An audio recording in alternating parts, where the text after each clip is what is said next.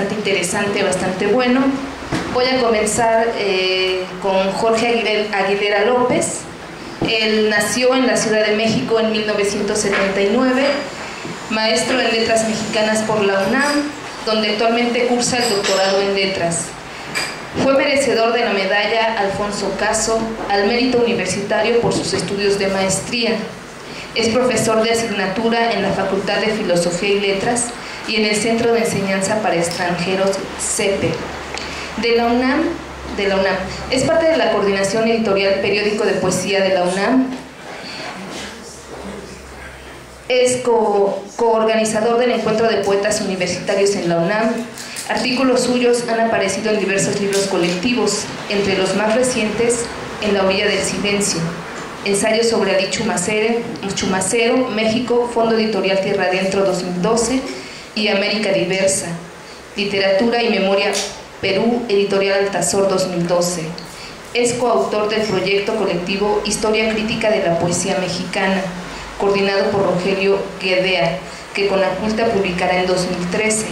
Es miembro fundador del Seminario de Investigación en Poesía Mexicana Contemporánea, del cual actualmente es coordinador. Un aplauso, por favor.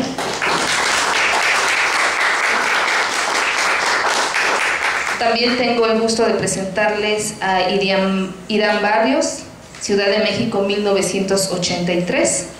Es escritor y traductor, estudió la carrera de Letras en la UNAM, cursó estudios de posgrado en la UAM, ha publicado cuentos, poemas y ensayos en revistas y medios impresos del país y del extranjero. Preparó la antología poética Voces Paranoicas de Eros Alessi. Tiene en prensa el título de ensayos El Monstruo y otras mariposas, y además es profesor de literatura. Un aplauso, por favor. Y bueno, también nos acompaña en esta mesa Andrés Cisneros de la Cruz. Él es editor junto con Adriana Tafoya de la editorial Verso Destierro. También es organizador del torneo de poesía adversaria en el Cuadrilátero. Ha obtenido algunos premios, también ha publicado varios libros. El más reciente lo publicó la editorial Rojo Siena bajo el título de Fue Catástrofe. Y bueno, pues un aplauso para Andrés Cisneros. Bien, pues vamos a entrar en materia, ya después de que han sido presentados los especialistas. Y bueno, pues para ello vamos a seguir con los procedimientos que se han seguido en mesas anteriores y comenzaré lanzando la primera pregunta, que me he basado precisamente en el título que da nombre a esta mesa de debate. ¿Serán realmente el infrarrealismo y el poeticismo escuelas para una poesía crítica en México? Con eso quiero que comencemos y bueno, no sé quién quiera comenzar. Andrés Cisneros. ¿Qué tal? Buenas noches. Vamos a lo que nos truje. Sí, me parece que sí son un espacio para unas escuelas de la crítica o una posible crítica, en tanto que son movimientos que ponen digamos, me parece que sí ponen en jaque, por lo menos si no en un jaque más de 100, un jaque, lo que podría ser la literatura, la poesía del siglo XX. ¿Y cómo entender este jaque? Pues veámoslo así, de simple. Aunque Octavio Paz o toda la literatura, la tradición que se instauró en el siglo XX en México, parecía que ejercía naturalmente su dominio, empieza el siglo XXI y naturalmente también se está empezando a escribir más del ala, por lo menos infrarrealista, y con estas vertientes que incluso la pasiana, si Paz, el dominio de la escritura pasiana en los 90 o incluso en los 80 fue dominante, en la primera década del siglo XXI ha sido para el infrarrealismo, si lo viéramos en ese margen.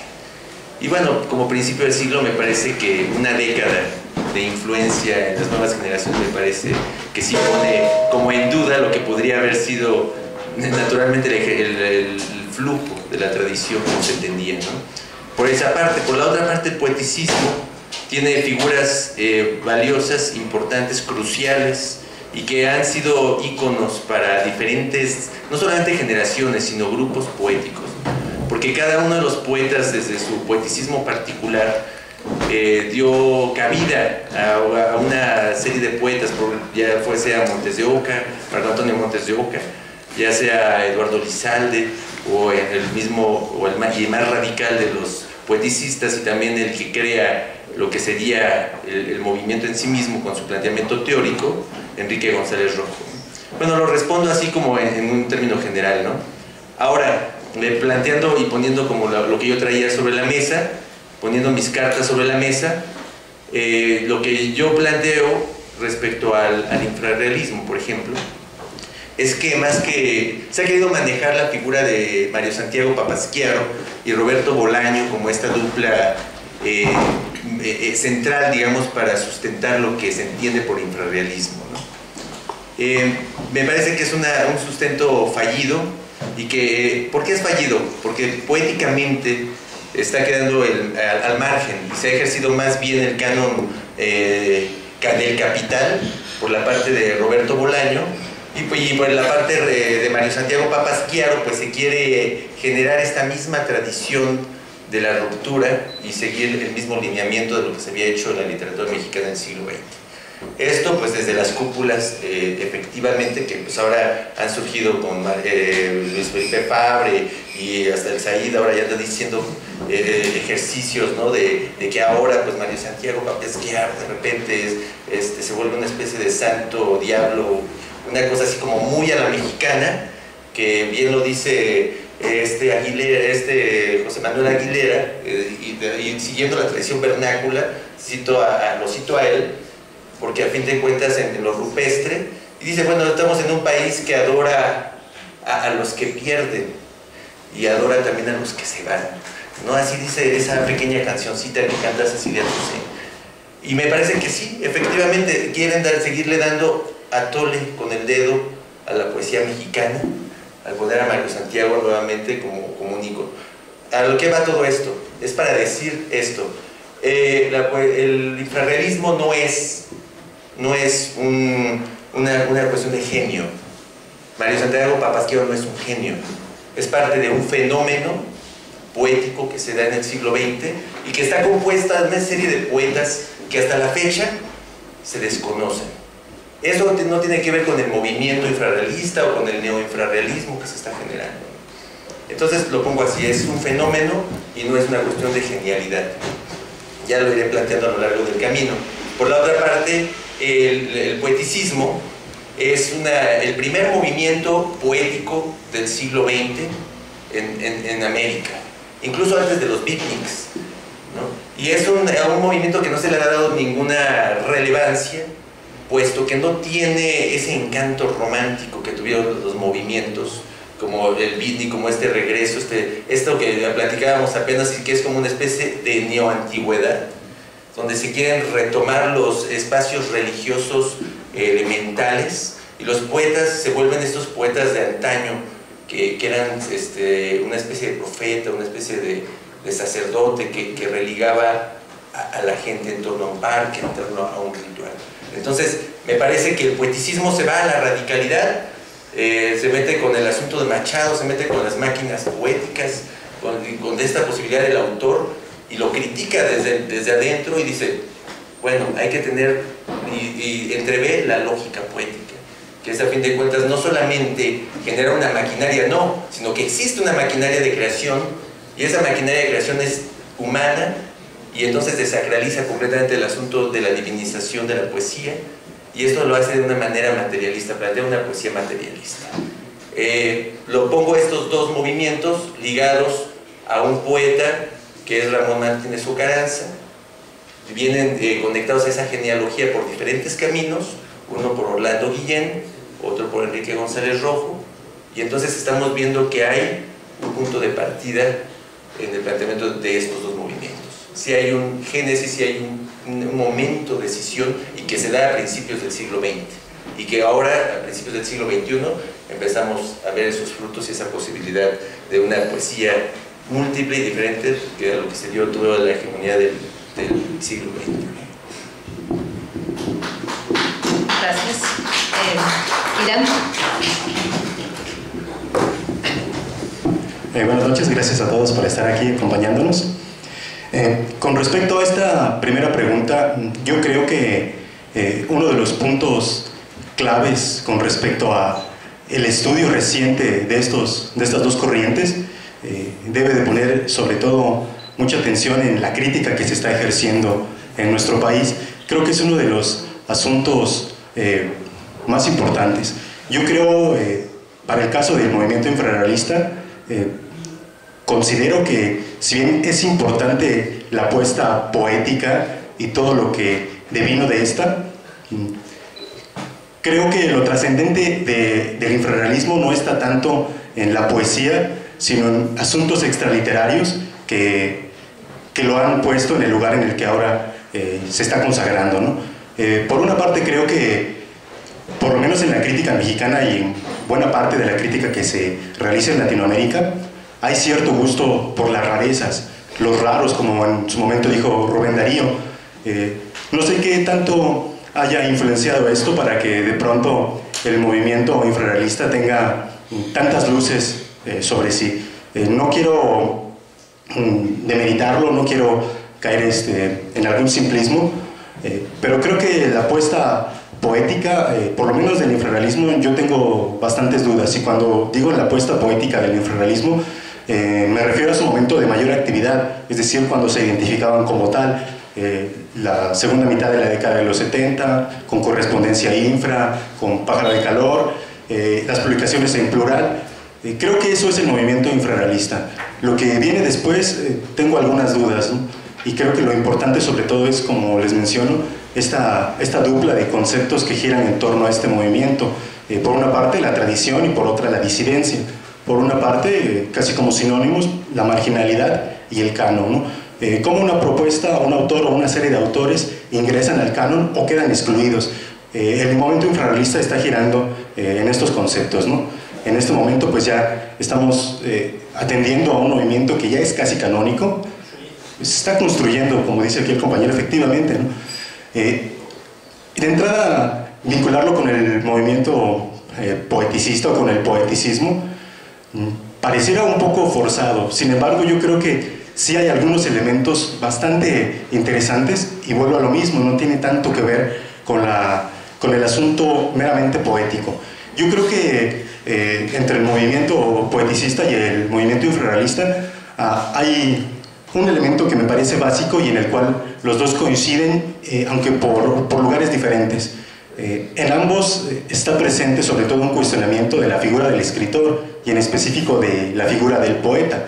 De hecho, ser poeticista ya es marcar una distancia, una diferencia con el simple hecho de ser poeta, como lo ha explicado González Rojo.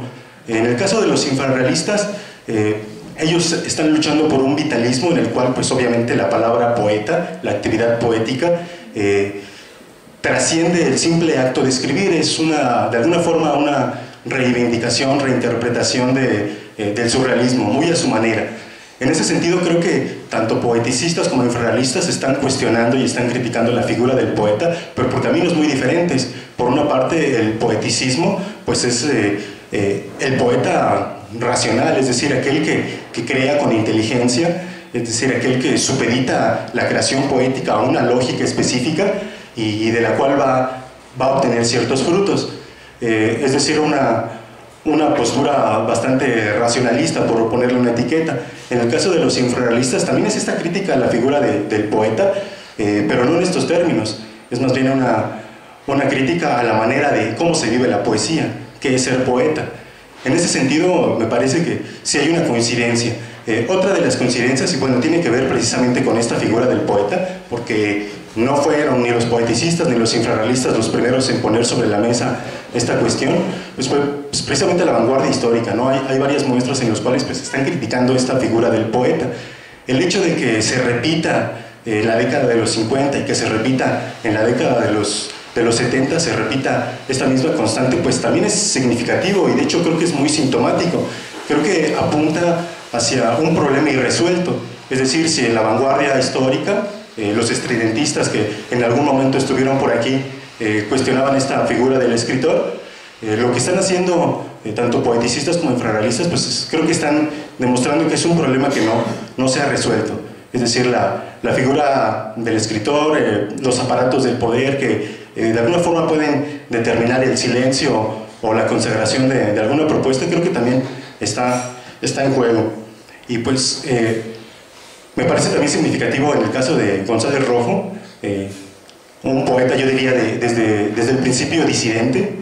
La palabra decidir es separarse, es un poeta que se separa, y en ese sentido, si atendemos a su trayectoria, incluso después de haber pasado por el poeticismo, sigue presente esta conducta disidente y esta oposición y crítica al establishment literario. En la década de los 70, cuando publican cuando dan a conocer sus manifiestos, habría que atender a lo que dice Anaya con respecto a los grupos de poder, porque en realidad está muy cercano a lo que en esa misma década escribe González Rojo sobre la sociología de la mafia literaria, ¿no? Entonces, han pasado 20 años del movimiento poeticista y vemos que González Rojo está escribiendo y está criticando lo mismo que los poetas infrarrealistas en su momento, ¿no? Entonces, por eso creo que el vínculo tiene que ver más con cuestiones extraliterarias que con cuestiones meramente poéticas. Y cualquiera que lea alguno de los experimentos poeticistas que se conservan, tratarlo de comparar con lo que conocemos, lo que se tiene del infrarrealismo, pues en realidad vamos a ver que sí son cosas disímiles, pero dentro de sus planteamientos también hay muchas cosas en común. Bueno, pues aquí concluyo y seguiremos comentando.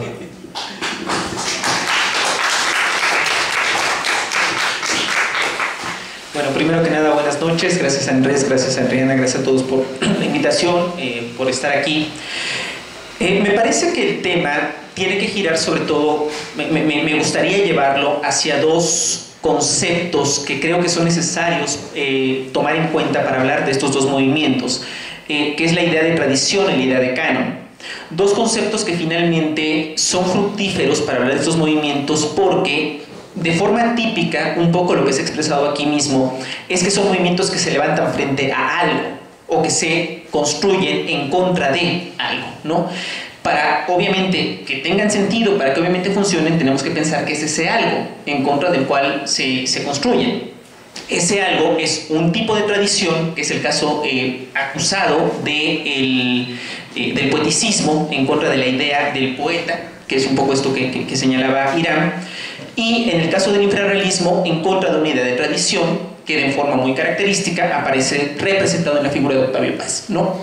Ahora, me gustaría a mí problematizarlo pensando en ese sentido, en qué medida estamos leyendo realmente a un movimiento poético, a una serie de movimientos poéticos, o en qué medida, como decía Irán, estamos leyendo actitudes, ¿no?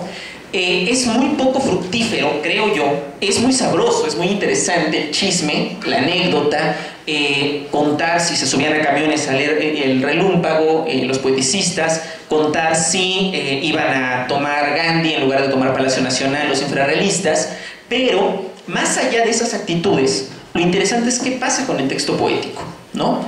Y eso que ocurre con el texto poético, yo no sé realmente en el caso del poeticismo, y aquí me gustaría disentir, voy a jugar un poco al abogado del diablo, hasta qué punto estas ideas de estas máquinas de pergeñar metáforas, esta idea de la lógica poética, todos estos planteamientos finalmente teóricos que existen dentro del poeticismo, son postulados que tienen una validez o una vigencia en la creación específica, ¿no? O sea, en ese sentido sí sería interesante pensando en la pregunta que hacía Hortensia, la idea de una escuela crítica de poesía funciona quizá muy bien para pensar ciertas cosas. Yo creo que la remasterización que hace González Rojo de la teoría poeticista en Reflexiones sobre la poesía funciona muy bien para pensar cierto modo de construir algunas figuras poéticas, la metáfora, la imagen, ciertas cosas en este sentido.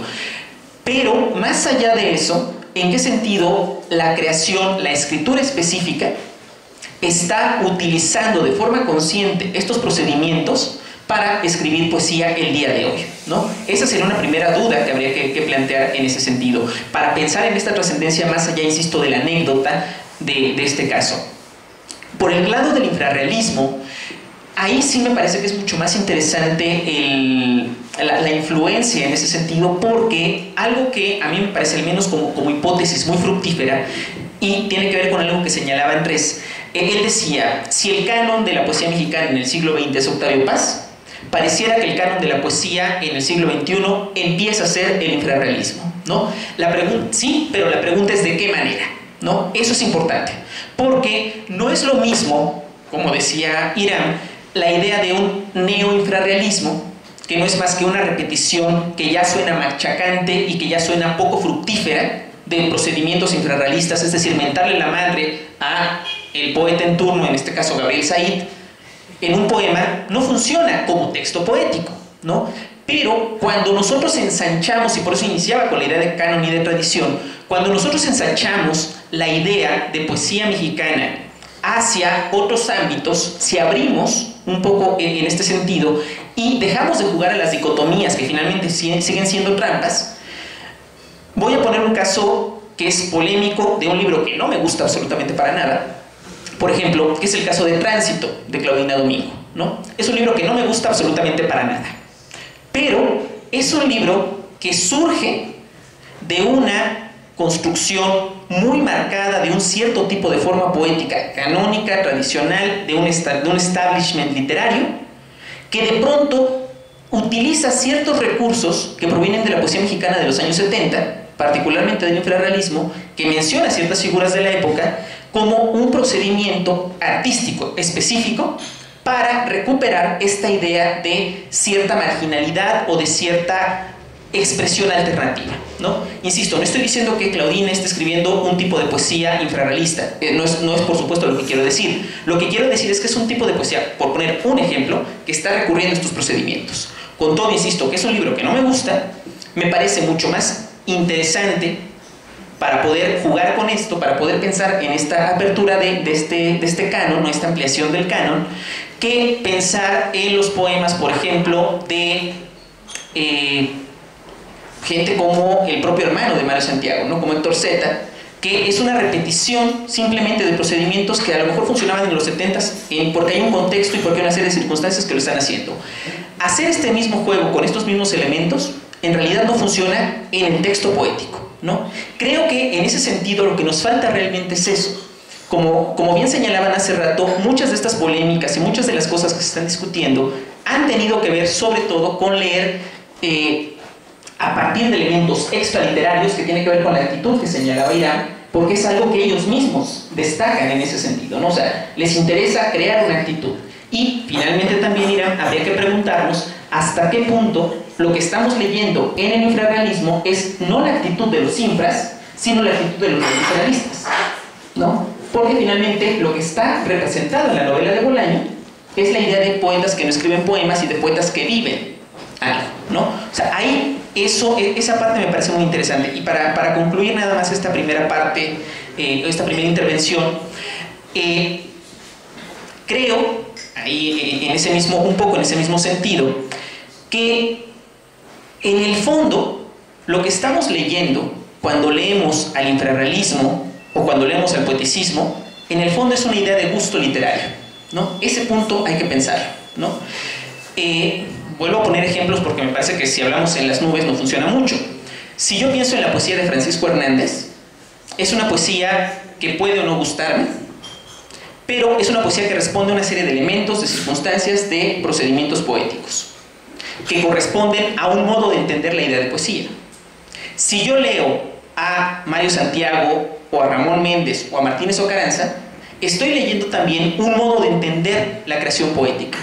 Y en el fondo lo que estoy interpretando para decir que uno es mejor que el otro, que uno es malo, que otro es bueno, porque esa es un poco la discusión que hay en este sentido, lo que estoy leyendo es un juicio del gusto, ¿no? Yo puse un ejemplo en una breve intervención que tuve en otro lado, en otra de estas mesas. Yo decía, yo he leído el mismo poema de Mario Santiago por gente que dice este poema es una maravilla y gente que dice esto es una porquería, ¿no? ¿Cómo lo hacemos? Simplemente interpretando en función del gusto personal. no interpretando desde la lectura del texto poético, entendiéndolo en su contexto y entendiéndolo desde la lógica del propio texto, ¿no? Ese es, creo, lo que tendremos que pensar, y ahí probablemente es el único espacio que yo veo ahora de forma evidente donde podrá funcionar el poeticismo con esta idea de escuela crítica, ¿no? La idea de pensar el texto a partir de una construcción racional, que es lo que en última instancia tendremos que estar leyendo en los textos, ¿no? Eso, digamos, lo planteo para empezar el debate, y por ahí seguimos.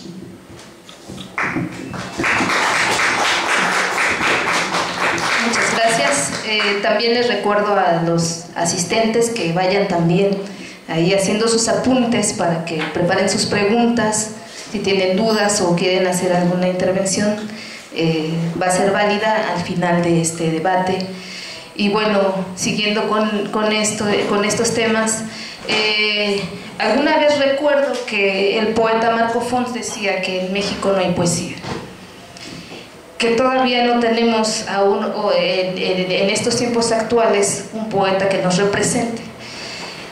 ¿Estará sucediendo lo mismo con estos movimientos, con el infrarrealismo y el poeticismo? ¿Qué estará pasando? ¿Se están malinterpretando o no se están leyendo? ¿De qué manera las nuevas generaciones lo están asumiendo? Entonces por ahí va la siguiente pregunta. Bueno, un poco en torno a la pregunta y un poco también en torno a la mesa, a lo que planteaban en la primera ronda, pues me parece que la poesía de los 70 no es una poesía. Me parece que hay bastantes marcos como para hablar de la poesía de los 70 y decir, es como la poesía de los 70 no me parece, porque hay como una poesía bíblica, hay una poesía épica, hay una poesía militante, o sea, hay como una multiplicidad de poetas que podríamos hacer, por lo menos, me parece así como abuelo de pensamiento, unas 5 antologías de diferentes 5 tipos de poetas que no se han antologado y que no existen en la poesía mexicana. Y eso responde, sí ha habido poesía mexicana, poesía de resistencia, poesía de construcción, poesía de reconstrucción, de contrafacta, de diferentes nociones. Que no haya un registro de esas poesías es otra cosa, ¿no? Me parece que lo primero que tenemos que hacer es acercarnos a esos puntos, ¿no? Dentro de esos tipos de poesía, bueno, evidentemente está lo que determiné como el fenómeno infrarrealista. ¿Y a qué me refiero con el fenómeno infrarrealista? El fenómeno infrarrealista me parece que no tiene que ver incluso con el infrarrealismo como movimiento. O sea, hay una serie de poetas, y aquí los voy a enumerar, 5 poetas por lo menos, que caben en esta línea de infrapoetas y que no tienen que ver nada con el gusto. Si te gusta, bien, si no, no importa, o sea, existen. Tienen una forma de escriturar, de defender el mundo, de escribirlo, y que tiene que ver mucho más con su contexto, con su vida. Son poetas de vida, como bien lo decían, y que tiene que ver esa poética de lo mexicano no como una nación, una identidad nacional, no, sino como una guerra que se está viviendo todos los días, porque lo que tienen en común estos dos movimientos, efectivamente, como lo decían, es que están en torno a la emancipación del individuo. Y el poeta, como individuo social, también tiene esa necesidad y esa responsabilidad de emanciparse. Claro, tiene que ser a partir también, por el poeticismo, de lo racional, generar una conciencia poética, que lo lleva a una lógica y que no solamente va a crear por crear, o va a decir, esta es mi creación y es intocable. Es decir, yo como individuo no soy un ser sagrado, es decir, no soy Dios, tampoco soy representación de Dios, y yo como individuo tampoco soy sagrado. Soy parte del todos y soy una persona expuesta a esa interlocución. En ese sentido me parece que va el sentido de la poesía materialista, que es lo que yo rescataría de la lógica poética. Pensarla como un asunto materialista, donde se puede tener una conciencia de lo que se escribe en la medida de las posibilidades, por supuesto. Por lo menos en un estado crítico, ¿no? Ahora, regreso a lo de los infrarrealistas, ¿no? El fenómeno infrarrealista lo retomo, ¿no? Yo diría, por ejemplo, José Luis de Gante me parece que podría ser un poeta infrarrealista y no es del movimiento infrarrealista. ¿Quién lo lee? Nadie lo conoce casi. Un poeta que escribe en las trincheras de las huelgas de la luz, de las marchas, y que tiene poemas, como todo tendrá una producción bastante amplia, y de lo que, bueno, de lo que se conoce, de lo que no se conoce, tal vez se pueda rescatar el 10%, pero ese 10% nos daría un libro sustancial y decir, esto entra dentro de un fenómeno que se puede llamar infrarrealismo, ¿no? Por ejemplo, está Gelasio Arrona. Gelasio Arrona es un indigente que le dicen el Pifas, que anda siempre con su costal, está todo por ahí. Juanjo hizo incluso un video documental y todo el asunto, un cuate que lee filosofía, que escribe también una poesía, y que seguramente cuando muera habrá quien agarre sus materiales y va a ser como la consecución. Y ahora, en lugar de traer al Che Guevara en la playera, van a traer a Mario Santiago Papasquiaro, y es lo que está pasando. El canon tiene que ver con un asunto de capital. El desplazamiento de lo que era el canon nacionalista del siglo XX se ha desplazado al canon de los capitales. Por eso Roberto Bolaño, que tiene una poesía mucho más mediática, universalista, que tiene que ver más con un hombrismo que con un humanismo, me parece, ahí genera un punto, deja una grieta para poder entrar y decir, ¿desde dónde se está dictando el canon de esto que se dice infrarrealismo? Que, como bien lo dice, no tiene que ver con el infrarrealismo, y que tiene que ver nada más como en un desfogue para que las generaciones nuevas, como en el hipismo se manejó, pues tengan donde desfogarse y no hagan una verdadera emancipación de sí. ¿Por qué? Porque ya tienen todo resuelto, ya tienen una serie de aparatos que les resolvieron la vida, tienen íconos en qué creer, ya tienen santos, tienen a un Mario Santiago, tienen un Che Guevara, van a tener un Gelasio Arrona cuando lo rescaten y se muera, ¿no? Y entonces, por ejemplo, está Alberto Plancarte, por ejemplo, que es un poeta, como dice bien su nombre, bueno, los Plancarte, ¿no? Que son poetas religiosos, que es un tanto místico, un poeta pirómano que quemaba casas y cosas por el estilo, hacía canciones rarísimas, y tal vez nunca nadie lo vaya a conocer, y no importa, eso es el infrarrealismo, me parece. Personajes que están viviendo, o que viven en su momento, en ese estar construyendo, destruyendo el mundo, esa dialéctica destructiva que lleva a sus máximas consecuencias Mario Santiago, ¿no? Está por ahí, andan la dupla, que la pondría, y que le dicen por ahí a José Francisco Zapata, el último de los infras, pero él no hace una poesía infrarrealista, por ejemplo, pero tiene por ahí un amigo que, por ahí alguien hasta dijo que escribía chapopote, porque cuando lo lees, tiene que ver con esa esencia del infrarrealismo, y no es Mario Santiago Papasquiaro, y no es la escuela infrarrealista, que la escuela infrarrealista parece más bien una escuela beat, ¿no? Y que parece a veces más una escuela de lo rupestre o de la tradición urbana que se canta, que un verdadero trabajo de destrucción y de construcción de los sentidos y de los lenguajes, como podrían hacerlo estos poetas, ¿no? Que pueden ocupar, como lo hace muy bien Max Rojas, con una influencia de Ocaranza o de el mismo, que lo agarra como referencia incluso los mismos infras, con su caidal, el poema 10, ¿no? Entonces, bueno, y por ejemplo, incluso me aventaría a ponerlo sobre la mesa, y así como para ponerlo en el grado polémico de lo que yo vería como infrarrealismo, como fenómeno, hasta Alberto Vargas, el pornócrata, me parece entraría dentro de ese infrarrealismo. Sí, o sea, porque no le interesa escribir una buena poesía. ¿Me explico? O sea, es un fenómeno, en principio. Y ese fenómeno no me parece que sea precisamente extraliterario tampoco. ¿Sí? O sea, ¿por qué? Porque a fin de cuentas pone en conflicto el lenguaje a partir de su inercia lingüística. Y me parece que eso es como lo sustancial respecto a su espacio, más allá de los personajes o de lo que se rescate, ¿no? Bueno, me gustaría poner estos puntos. Y el poeticismo, lo que decían, lo que se puede rescatar, me parece que la metáfora como una forma de subversión, la metáfora como el espacio temperado para incidir y poder concretar al individuo, y la conciencia desde ese margen de la metáfora y el ejercicio de la metáfora, donde sea, porque a fin de cuentas estamos en época posmoderna donde todo es poesía, todo es literatura, porque el hipertexto lo absorbe. O sea, decir mesa es una metáfora en sí mismo, ya. O sea, el símbolo conlleva una metáfora. Ejercer una narrativa ya es una metáfora. Y de repente la imagen es metáfora. Y todo es metáfora en sí misma. Ahora, el poeta no se puede quedar en los márgenes de la publicidad. No se puede quedar en los márgenes de los cantantes de los reyes, del buen Sabina, ¿no? De Joaquín Sabina, de Leonard Cohen, ¿no? O sea, son personajes, Bob Dylan, ¿no? Personajes ricos, pero que el poeta tiene la responsabilidad, me parece, si verdaderamente va a asumir esa responsabilidad de trascender.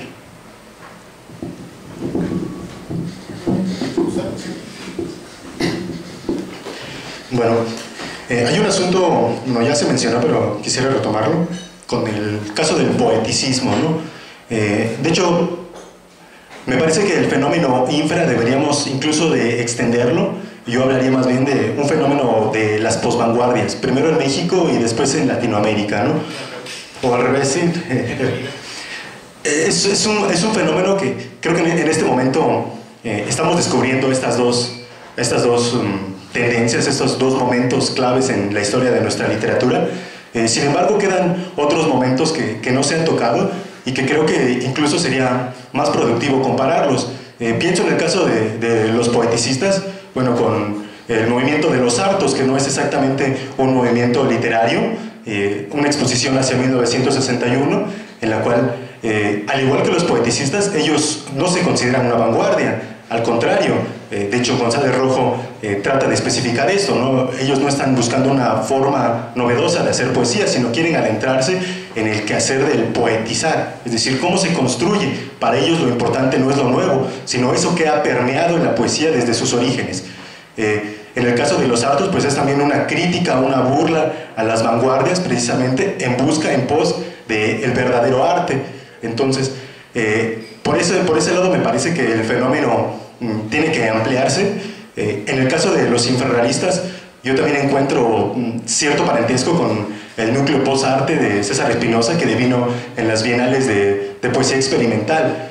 Si atendemos un poco a esta propuesta, a la trascendencia igual de esta emancipación del poeta, creo que también tiene mucha relación con lo que está pasando con los infras. Me parece que sobre todo el asunto va, como lo menciono, pues, indagar en estas nuevas, entre comillas, estas nuevas vanguardias, ¿no? O estos grupos de poetas, artistas o diferentes escritores que en la segunda mitad del siglo XX se identificaban bajo algún ismo, ¿no? Bueno, regresaremos con eso, pero aquí me quedo. Ok. A ver. A mí me preocupa en este sentido, pensando un poco en lo que planteas, Andrés, algo que puede sonar muy conservador, que es, podemos abrir la idea de poesía hasta difuminar los límites, porque entonces la pregunta o el conflicto se volvería el mismo problema del arte contemporáneo. Si todo es arte, nada es arte, ¿no? Si todo es poesía, nada es poesía. O sea, realmente ahí tenemos un riesgo, creo yo, o un peligro. Y por eso insisto que puede sonar a una posición conservadora, pero la realidad de las cosas es que, no sé, vuelvo un poco a lo que decía hace rato del juicio del gusto, ¿no? Alberto Vargas, por ejemplo, ¿no? O sea, me parece que considerarlo dentro de una serie de movimientos de ruptura, de transformación, etcétera, creo que no funciona, personalmente, ¿no? O sea, ahí podemos discutirlo, lo que sea. Probablemente eso tenga que ver con juicios del gusto otra vez, ¿no? Tenga que ver con lo que entendemos, lo que consideramos o lo que sancionamos inclusive desde una posición de críticos con la idea de poesía, ¿no? O sea, es creo un poco el gran asunto o el gran conflicto que está ocurriendo con el infrarrealismo, y es el gran peligro del infrarrealismo, creo yo, ¿no? El infrarrealismo ha funcionado mucho en ese sentido. O sea, el infrarrealismo lo que ha hecho es eso, ensanchar una idea, ¿no? Cuando publicaron, bueno, cuando aparece en la publicación, en el folleto, en el programa, esta mesa, aparece algo así como un nuevo canon, ¿no? Yo creo que el gran peligro es pensar que podemos construir un nuevo canon.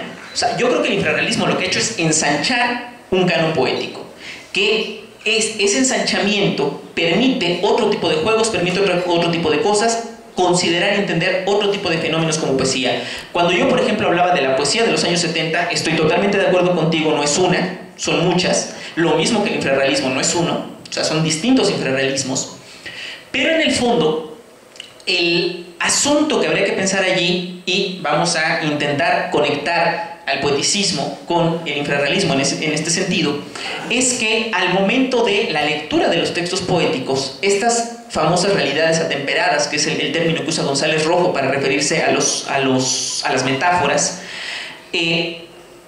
lo que permiten justamente es eso, es construir un tipo de texto que se puede interpretar a partir de una función eminentemente estética del lenguaje, ¿no? Creo que si llevamos al nivel más bajo la idea de poesía, ese nivel más bajo mínimo tendría que estar mediado por la idea de la función estética del lenguaje. O sea, si no hay una función estética no funciona, creo. Y eso en general ocurre con la literatura. ¿Qué pasa si yo hago un poema repitiendo solamente pinches piedras, por utilizar la forma clásica, ¿no? En realidad creo que pasa muy poco. O sea, funciona como juego, funciona como broma, funciona como provocación si quieres, pero no funciona mucho al momento de pensar en esa función estética, ¿no? En ese sentido, insisto, abrir la idea de poesía hasta la difuminación de los límites, que nos permitiría aceptar un montón de cosas, se vuelve muy problemático, ¿no? Insisto, ¿dónde ponemos esos límites? Es el problema. El problema es dónde están los límites, porque esos límites dependen finalmente, es una hipótesis que planteo acá, esos límites en última instancia están determinados, definidos o delineados por un gusto poético personal, ¿no? Creo que si nosotros asumimos como punto de partida esto, lo que podemos hacer en última instancia es justamente eso, ensanchar el canon, pero ir jugando con distintas formas de lectura, desde distintas aristas, desde distintos momentos, que nos permiten llegar hasta una apertura que estaría basado, que estaría iniciada, ese es un poco el planteamiento que podemos discutir en torno a los años 70, estaría basada en pensar esas distintas manifestaciones poéticas. Pongo un caso también para pensar la poesía de los 70, que es el año en el que González Rojo publica, perdón, en la década en la que González Rojo publica Para deletrear el infinito, que es un proyecto distinto al proyecto original y que es un proyecto que ensancha justamente las vías de lo poético. A mí me gusta mucho esa idea, ese fenómeno, ¿no? Poetizar para deletrear el infinito es la idea de poder poetizar acerca de todo.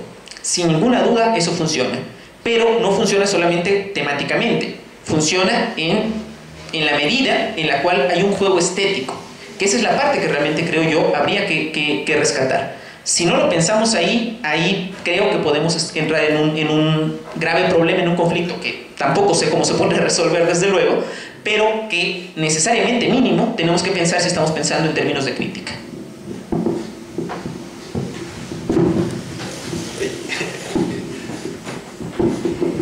Bien, ahora ya, con esto que han dicho los ponentes, entonces, ¿será que el infrarrealismo en las nuevas generaciones está dando pie a que se haga mala poesía? Y por otro lado, el poeticismo es poco conocido y, como decía Evodio Escalante, sigue siendo la vanguardia extraviada. O sea, es poco conocida entre las nuevas generaciones. ¿Qué está pasando? ¿O será que como se adentra más hacia el estudio de la antropología, la metáfora, quizá a las nuevas generaciones no les interesa tanto, por lo que el infrarrealismo ha tenido más auge? ¿Qué es lo que está pasando?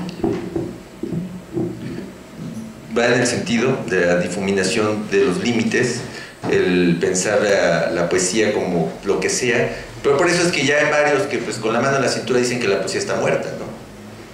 Pues ese es el argumento posmodernista, ¿no? Decir que no existe ya poesía, que el poeta pues ya es una figura vieja, ¿no? Ya no funcional, que ya no existe como tal, porque hay repetición y bueno, todo este planteamiento que ya está teorizado, y me parece que pues es lo que se está haciendo desde el espacio canónico central, me refiero al determinar estas poéticas como basura, ¿no? Porque a fin de cuentas piensan que no se puede romper estos límites. Ahora, esto me parece sucede porque se está pensando en un nuevo canon. y el canon central quiere apoderarse de ese nuevo canon, como todo ente que gobierna pues quiere reelegirse. Eso se lo saben en la Casa Blanca, pues, en las series, ¿no? O sea, dice, pues lo importante no es llegar a la Casa Blanca, sino mantenerse, ¿no? O sea, así de burdo se mantiene el discurso a ese nivel. Y entonces apropiarse de esa transmutación, de ese espacio de la ruptura, o sea, me parece que es como el proceso para el nuevo canon. Por eso se determina como basura, se genera un emblema con el cual se va a ejemplificar los alcances máximos de ese nuevo canon que representa Mario Santiago Papasquiaro, y el que no alcance esos niveles estéticos, entonces efectivamente es basura. Ya está determinado, él es la más alta basura en México. Fuera de esa alta basura lo demás no cabe, no tiene lugar. Entonces me parece que no estamos hablando del canon o del nuevo canon, estamos hablando de los cánones. Estamos hablando de la multiplicidad, o sea, estos espacios de la poesía que estábamos enumerando, o sea, esta poesía épica, esta poesía bíblica, esta poesía de resistencia, poesía militante, esta poesía feminista, no puede supeditarse a un canon, me parece. Y ahí es lo que se sigue centralizando las nociones de lo que originalmente era la emancipación del individuo. Y si el individuo se emancipa así como el poeta, ¿cómo podría obedecer a un centro? No es lógico. Por eso la radicalidad de los procesos, ¿no? Ahora, lo que yo determinaba respecto a decir a Beto Vargas, por ejemplo, que lo lancé como a este tema, o sea, y que yo incluso lo pondero, ¿no? Si se pudiera rescatar un 5% de su obra, de una noción estética, porque a fin de cuentas ha generado una escuela, ¿me explico? O sea, no es gratuito, hay una escuela que lo sigue y que lo reproduce. Hay gente que dice, yo amo oler estiércol y me excita. Y nunca ha olido estiércol. Y sin embargo, él está seguro de que oler estiércol lo va a excitar. ¿Por qué? Porque sigue el proceso canónico que instaura Beto Vargas. Y ya hay un proceso estético en torno a ese asunto escatológico zoofílico, que también a Hattin podría traerlo a la mesa. Podría traer elementos, porque bueno, que sería salirse el tema. Pero yo lo denominaría este fenómeno, lo empecé diciendo como infrarrealismo un poco para ponerlo, enlazarlo, pero lo había determinado naturalmente como parainfrarrealismo, ¿no? Y el parainfrarrealismo me parece que es decir todos esos fantasmas que determinaron un fenómeno, porque los poetas son fantasmas en tanto que perviven como lenguaje, y que ya lo determinaron, no es un asunto que nosotros vayamos a determinar. O sea, porque eso de llegar a decir, no, ¿y ahora cómo, hacia dónde vamos a llevar el canon? ¿No? Pues demasiado tarde, eso ya sucedió. Bueno, claro, como investigadores podemos lavarnos las manos y decir, bueno, a mí me interesa hacer este canon, que ya no tendría que ver con el fenómeno que existió. Eso sería otra cosa, eso sería plantearnos un objetivo específico y centralizar y sincretizar todo esto como se ha hecho a lo largo de toda esta historia del mundo, sincretizar todas las barbaries en un imperio, en un canon. Y esto, a fin de cuentas, me pareciera pondría al investigador en un plano peligroso. Si es que verdaderamente es un investigador, si estamos verdaderamente queriendo llegar al fenómeno, lo que representan estos poetas, estas posibles estéticas, estos alimentos, entonces tendríamos que llegar a ese espacio, ¿no? Ahora, me concluyo con esto, el espacio atemperado que plantea Enrique González Rojo es lo que regularmente sería ese círculo de las conversiones y que estaba como muy planteado en el espacio mágico, ¿no? Cuando generas tu círculo de transmutación y haces tu dibujito, ¿no? Bueno, si lo vemos desde el lado logístico, ¿no? Si lo vemos desde el lado práctico, o sea, el asunto donde tu cero, ¿no? Todos los poetas por eso son solares, les encanta este elemento del círculo, del 0,000,0,0,1,1,1,0,0 y lo binario, todos estos elementos, porque ya definen que eso es poesía porque están con el cero y piensan que estar en el cero es la nada, y la nada les va a dar la posibilidad del principio, y entonces yo soy el principio de otras cosas que vienen por el... O sea, no, o sea, ese espacio atemperado, esa realidad no tiene otro sentido que es una estética para la concreción. Y por eso Enrique González Rojo hace un libro así con la UACM que se llama Marcha hacia la concreción, porque es filósofo, porque está buscando cómo generar las revoluciones posibles, y lo hace como una articulación de revoluciones que tienen que ver con lo social, con lo psicológico, con lo familiar, con lo político, lo autogestivo, y de ahí entonces el poeta, en ese espacio temperado, puede concretar una realidad. No concretar una irrealidad como lo hacía el surrealismo, sino concretar una realidad en el poema, porque tiene que ver con lo que es, con lo que hace y con lo que está concretando.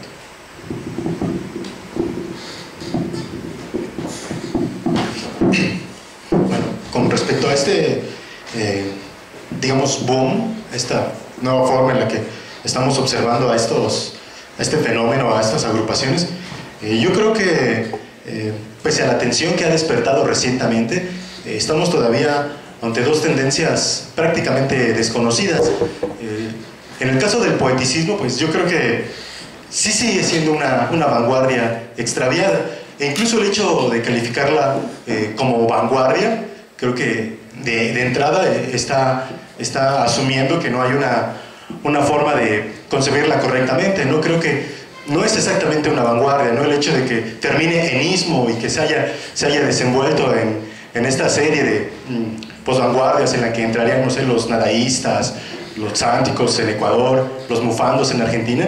Yo creo que a pesar de eso no se trata de propiamente una vanguardia, y a diferencia del infrarrealismo creo que sí está muy olvidado. Y a diferencia del infrarrealismo, yo creo que en el poeticismo hay varias notas que nosotros deberíamos de atender. Una quizá puede parecer superficial, pero creo que conlleva algo más, el hecho de que quienes pasaron por el poeticismo, que fueron pocos, los principales, Lizalde, Montes de Oca, González Rojo, González Cosío, más adelante los cuatro van a recibir el premio Javier Villarrutia de Escritores para Escritores. Eso me parece algo bastante significativo. ¿Por qué? Porque estamos hablando de que estos cuatro escritores, obviamente con semejanzas y más con diferencias, en algún momento de su juventud tuvieron una etapa formativa que se llamó poeticismo, y de la cual devienen voces muy originales de la poesía mexicana. No ocurre eso con el infrarrealismo. De hecho, si pensamos tan solo quiénes son los integrantes del infrarrealismo, pues vamos a entrar en una disputa, ¿no? Se han hecho varios listados sobre quiénes son los infrarrealistas, quién lo fundó, dónde, cuándo, la anécdota, como se ha dicho, ¿no?